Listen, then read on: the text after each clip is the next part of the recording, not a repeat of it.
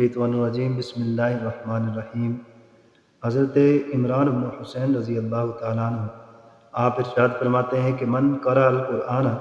کہ جو شخص قرآن مجید کو پڑھتا رہے اور اس کی تلاوت کرتا رہے، فلیسأل اللہ بھی، اسے چاہیے کہ اس قرآن کی وجہ سے اللہ رب العزت سے تعلق قائم کرے اور پھر اپنی جتنی حاجات ہیں وہ اللہ کے سامنے پیش کرے، اس لیے کہ سیجی و اقوام، عنقریب ایسی قومیں آئیں گی،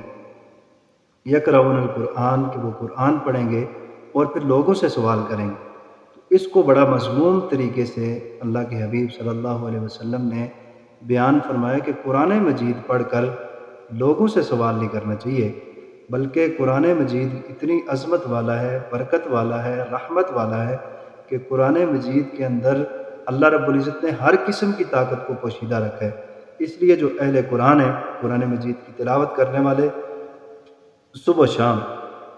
قرآن مجید کو پڑھنے والے، قرآن مجید سے محبت رکھنے والے، انہیں چاہیے کہ وہ اللہ کے حبیب صلی اللہ علیہ وسلم کے اس فرمان کو اپنے پلے باندھیں اور انتہائی توجہ اور انہماک کے ساتھ اپنے خالق اور مالک سے راز و نیاز رکھیں۔ وہ اللہ رب العزت ساری کائنات کو پالنے والے ہیں۔ اور پھر دوسری حدیث مبارکہ میں آتا ہے کہ جو شخص اس قرآن مجید کو آگے رکھے، یعنی اس کے اوپر عمل کرے، پھر یہ قرآن انسان کو بلند کرتا ہے۔ اور جو شخص اس قرآن مجید کو پیچھے رکھے، یعنی کہ قرآن مجید اگرچہ سامنے کھلا ہو لیکن اس کے احکامات کے اوپر یہ شخص عمل پیرا نہیں ہوتا، پھر یہ قرآن انسان کو بجائے ترقی کے پیچھے دھکیلتا ہے۔ اس لیے قرآن مجید کا ایک خصوصی اعزاز یہ بھی ہے کہ اس کی وجہ سے اللہ رب العزت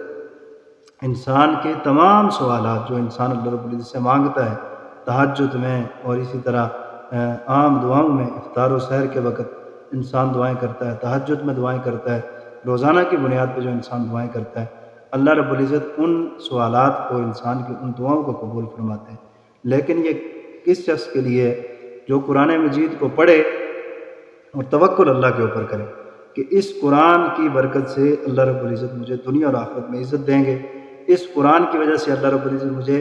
دنیا اور آخرت میں رزق دیں گے، اور اس قرآن کی وجہ سے اللہ رب العزت مجھے دنیا اور آخرت میں کامیابی دیں گے۔ تو اب ایک انسان قرآن پڑھتا ہے، وہ اس لیے نہیں پڑھتا کہ لوگ مجھے اچھا سمجھیں، لیکن ظاہر سی بات ہے قرآن پڑھے گا، لوگ اسے قاری کہیں گے، اچھا سمجھیں گے۔ یہ قرآن کو ڈھال بنا کے اگر لوگوں سے پیسے بٹورنے کی کوشش کرے، اس کو کہا گیا ہے مذموم۔ اور دوسری حدیث میں آتا ہے کہ قیامت کے دن ایسا شخص جب اٹھے گا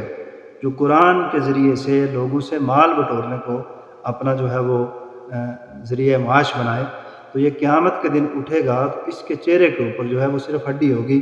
گوشت نہیں ہوگا۔ اللہ رب العزت ہم سب کو اس وعید سے بچنے کی توفیق نصیب فرمائے۔